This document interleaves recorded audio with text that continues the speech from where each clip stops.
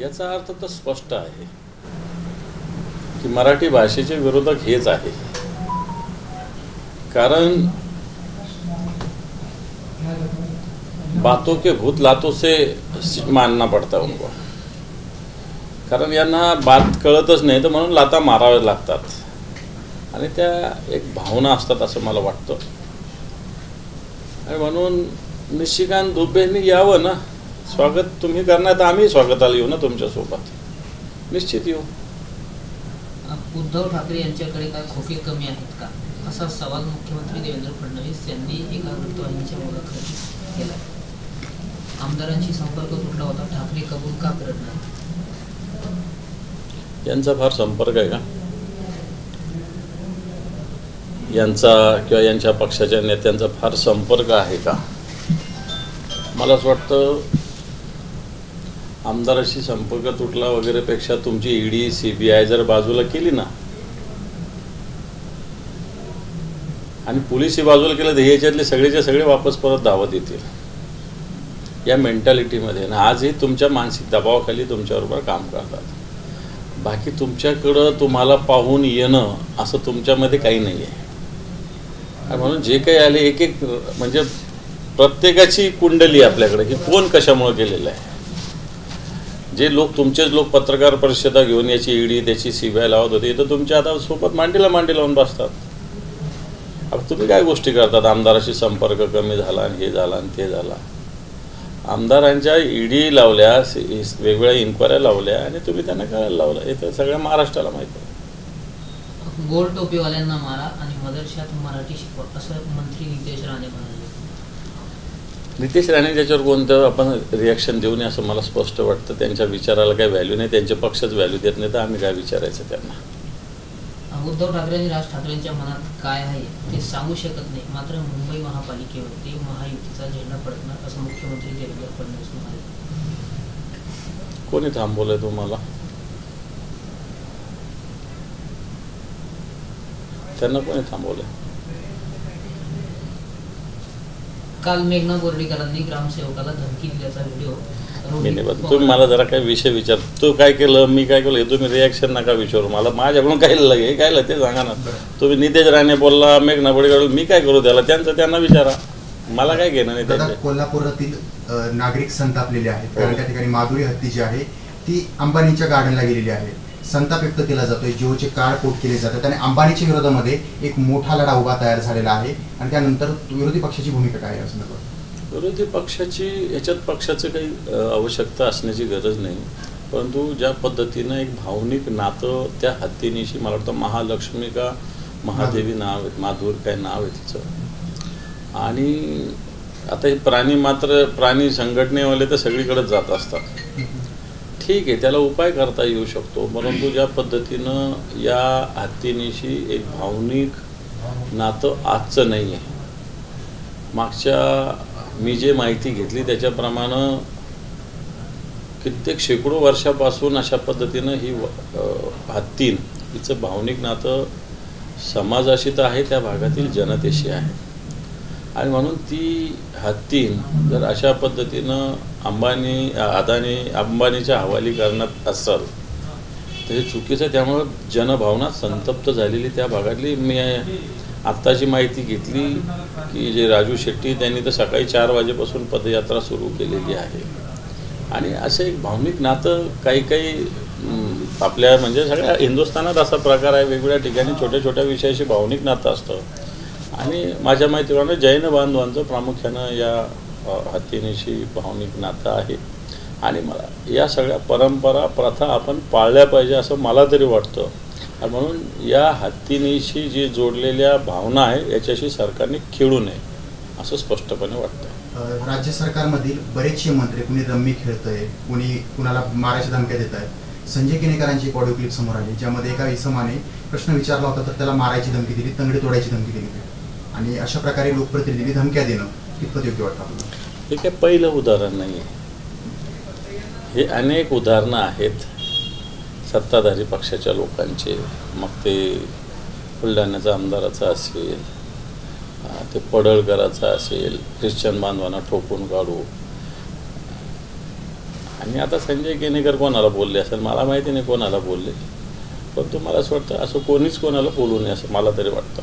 बरं, संजय शिरसाटांचे कारण की वक्तव्य समोर आलंय, कुणी 5 कोटी म्हणजे कुणी 5 कोटी मागितले तर माझ्याकडे आमदारांना मी तुम्हाला 10 काय 15 काय त्यापेक्षा जास्त देऊ शकतो, घरचा पैसा थोडाचे सरकारचा पैसा. मला वाटतं हीच मनोवृत्ती चुकीची आहे. हीच मनोवृत्ती कलंकितपणा दाखवते, आपल्या भावना दाखवते, आपल्या मनात काय आहे दाखवतं की सरकारचा पैसा म्हणजे लुटायचा पैसा आहे. ही भावना जी आहे ना, आपलं काय जातं, आपल्या काय बापाचं जातं.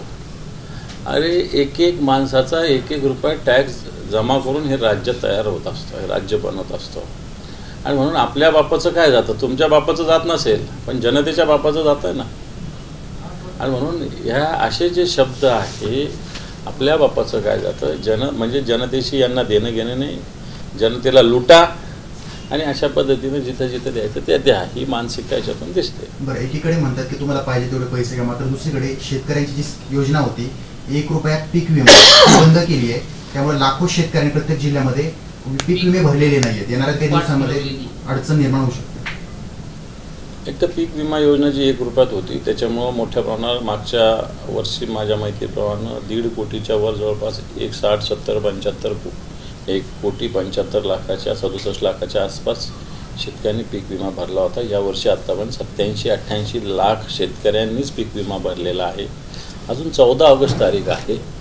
निश्चित 1-1.25 कोटी शेतकरी विमा भरतील. आणि याच्यात चांगली गोष्ट अशी की मराठवाड्यातल्या शेतकऱ्यांचं प्रमाण याला जास्त आहे, पश्चिम महाराष्ट्र आणि कोकणातल्या शेतकऱ्यांचं प्रमाण कमी आहे. यालाही कारण आहे कारण मराठवाडा असो विदर्भ असो या भागात पिका पाण्याच्या विषयी एक अनसर्टनिटी ज्याला म्हणता येईल, ज्याला विश्वासार्हता नाही आहे. पाऊस कधी पडेल नाही पडेल, वातावरण कसं असेल, आणि म्हणून या कारणामुळं शेतकरी पीक विमा मोठ्या प्रमाणावर घेतात. परंतु 1 रुपयाचा फायदा निश्चित होता, परंतु याचा गैरफायदा अनेक शेतकऱ्यांनी घेतल्यामुळे बहुधा सरकारने बंद केली असावी.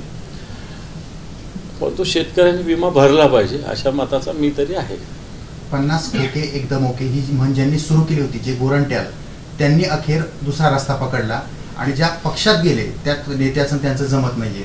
मग तुम्हाला असं वाटतंय का एकत्रित युती झाली, सत्ता आली, मग शिंदे सेनेतील नेत्यांना बाहेरचे नेते इनकमिंग करून त्यांच्या खांद्यावर डोक्यावर बसवले जात आहे, भविष्यात धोक्याची घंटा आहे? त्यांचं कोणाशी जमत नाही असं म्हटलं.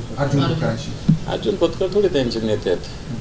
अर्जुन खोतकर वेगळ्या पक्षात आहे. कैलास गोरंट्याल भारतीय जनता पार्टीत गेले आणि भारतीय जनता पार्टी शिंदेचा पक्ष एक थोडी. खरं तर आता 50 खोके एकदम ओके जी कैलास गोरंट्याल यांनी घोषणा दिली होती, हे खोके पुरवणारे हेच भारतीय जनता पार्टीचे लोक आहे आणि आता ते तिथंच जाऊन बसलेले. ही वैचारिक दिवाळखोरी आहे. खासदार नारायण राणे असं म्हणतात की ठाकरे घराणंच नव्हे तर उद्धव ठाकरेंची शिवसेना संपवायला मी बसलोय.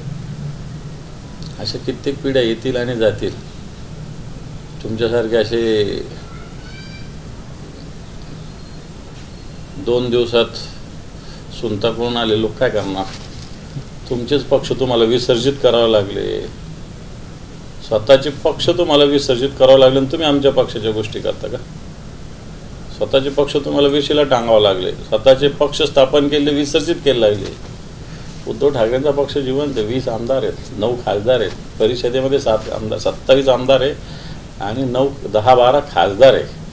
असा पक्ष शिवसेना संपवण्याचा अजून कोणता या माईचा लाल या पृथ्वी तलावर जन्मलेला नाही. नारायण राणे तर किती जाडकी पत्ती. तुम्ही काही दिवसांपूर्वी संभाजीनगरला जायकवाडीच्या पाण्यासाठी आंदोलनं केले, सर्व पक्ष एकत्रित आलेले होते. मात्र काही दिवसांपूर्वी जायकवाडीचं पाणी सोडलं तर राधाकृष्ण विखे पाटील आलेले होते, त्यांच्या हातून पाणी सोडलं गेलं. तर त्यांच्या या भूमिकेला विरोध केला जातो, कारण ज्यांनी विरोध केला पाणी देण्यासाठी तुम्ही त्यांना पाणी का सोडलं? हे नाटक होतं. हे पाणी सोडणं आणि ते आम्ही पाणी मागणं ह्याच्यात फरक आहे. हे पाणी सोडलं, ते ओव्हरफ्लो झालं, तिकडचे सगळे वरचे धरणं म्हणून सोडलेलं आहे. परंतु जो हक्काचा वाटा आहे, वरच्या धरणाला 85% पाणी मिळतं आणि खालच्या धरणाला 64% ते 55% पण आणण्याचा प्रयत्न चालू आहे. त्या धोरणाला आमचा विरोध आहे. याशी काही 4 दरवाजे 2 दिवस उघडले त्यांनी पाणी थोडी येत असतं. तो एक पावसाळ्यामध्ये वरती नाशिक वगैरे भागात मोठा पाऊस झाला, तिकडची धरणं तुडुंब भरली म्हणून सोडलेले. हे काही पाणी नियमित सोडणार आहे का? नियमित जे धोरण ठरलेलं ते अंमलबजावणी करणार आहे का? तर विखेंनी याला विरोध केलेला आहे. विखेंनी या सगळ्या पाण्याच्या संदर्भात स्वतः त्यांची संस्था याविरुद्ध सुप्रीम कोर्टात गेली होती, परंतु मराठवाड्यातल्या जनतेनं त्याच्यावर विजय प्राप्त केला आहे. आणि खऱ्या अर्थानं मराठवाड्याला पाणी देण्याचे विरोधक कोण असेल तर ते विखे पाटील आहेत. आणि त्यामुळे असं पाणी सोडणं म्हणजे काय पाणी येणं असं त्याचा अर्थ नाही आहे. सोमनाथ सूर्यवंशी प्रकरणात अज्ञात व्यक्तींविरोधात गुन्हे दाखल झालेले आहेत. पोलिसांविरोधात गुन्हे दाखल करण्याचे आदेश कोर्टाने दिले होते. हे पाहू, सोमनाथ सूर्यवंशींचा जो मृत्यू झाला हा पोलीस कोठडीत झाला. कोणता माणूस तर त्याला भेटला नाही, कोणता व्यक्ती तर त्याच्याकडे गेला नाही. याचाच अर्थ पोलीसच त्याच्यासोबत होते, बाकी कोण होतं. अज्ञात कोण असेल तर ते पोलीसच असतील. आणि म्हणून या संबंधित पोलिसावर कारवाई केली पाहिजे ही मागणी सोमनाथ सूर्यवंशींची आई भाऊ यांनी सुप्रीम कोर्टापर्यंत जाऊन केली आहे. खालच्या कोर्टाने वरच्या कोर्टाने सुद्धा अशाच पद्धतीनं निकाल दिले असताना सरकार वेगळ्या पद्धतीनं या निकालाचा अर्थ लावते, परंतु जनता त्याला निश्चित ज्या ज्या वेळेस वेळ येईल त्यास उत्तर देईल. थँक्यू. कशाचा औरंगजेबाची जी कबर आहे त्या ठिकाणी जे बोर्ड लावलं तिथं आलमगीर असा शब्द लावलेला आहे. काही हिंदुत्ववादी संघटना म्हणतात की आलमगीर हा शब्द काढण्यात यावा, आलमगीर तिथं लावू नये. हा बरोबर ना, औरंगजेब लावा फक्त. तसं जे पत्र आहे आमदार माझे आमदार त्यांनी बावनकुळ्यांना दिले, बावनकुळ्यांनी ते आधी दिलेले असं त्यांनी म्हटलं. ते निवेदन घेऊन आज कलेक्टरला भेटायला जाणार. कोण माझे आमदार? निलेश शिंदे केरनाळ. हां, निलेश शिंदे केरनाळ. निलेश शिंदे थोडे आमदार आहे. कोण निलेश शिंदे? नितीन शिंदे आमदार, माझे आमदार. नितीन शिंदे आपल्या इथले नाही मग ते तिकडचे, पण त्यांनी बावनकुळ्यांना पत्र दिले त्या ठिकाणी जे मजार आहे त्याचा जो बोर्ड आहे तो काढून टाकावा. पण तिथं कुठे बोर्ड आहे औरंगजेब? आलमगीर नाही आता, नवीन लागला असेल, पण आधी काढला होता तो औरंगजेब लिहिलेला होता. कारण औरंगजेबाला तर आलमगीर लिहायची काही गरज नाही, हे तर सत्य आहे. गोट्या गीतेचा एक व्हिडिओ व्हायरल झाला आहे, त्यात तो वाल्मिकी कराड दैवत आहे आणि धनंजय मुंडेला टार्गेट करू नका असं म्हणतो. आणि जितेंद्र आव्हाड बंधारी समाजाचे नाहीत असंच ते समाज वगैरे भानगडीत मी जात नाही, परंतु एक गुन्हेगार जो वॉन्टेड आहे तो खुलेआम 8-9 मिनिटाचा व्हिडिओ एका रेल्वे ट्रॅकवर बसून काढतोय आणि पोलिसांना तो सापडत नाही. हे दुर्दैव आहे सगळ्यात महत्त्वाचं. तो गोट्या गीते काय बोलला हा विषय द्या सोडून, कोणाविषयी बोलला हा सोडून द्या. असं बोलल्याने काही फरक पडत नसतो. पण तो 9 मिनिटाचा व्हिडिओ काढतो आणि पोलिसांना तो वॉन्टेड असलेला गोट्या गीते आहे. मग महादेव मुंडे कोण आहे? समजा जितेंद्र आव्हाडांनी मागणी केली असेल, समाजाचा उल्लेख केला, महादेव मुंडे कोण आहे? वंजारीच आहे ना. हा, मग तुम्ही जर आपल्या समाज बांधवाची हत्या तुम्ही करता तर मला असं वाटतं याच्या इतकं तर पाप नाही ना. आपल्या काय कोणत्याच समाजाच्या याच्या हत्या काय पर्याय नाही. आपण विचाराने लढा लढू शकतो.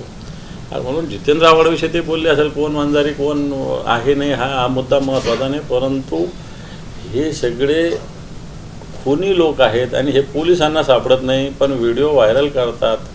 आपण मोठं टेक्नॉलॉजीच्या गोष्टी करतो, AI च्या गोष्टी करतो. या सगळ्या काळामध्ये मला असं वाटतं हे पोलिसांना आणि सरकारला चॅलेंज आहे.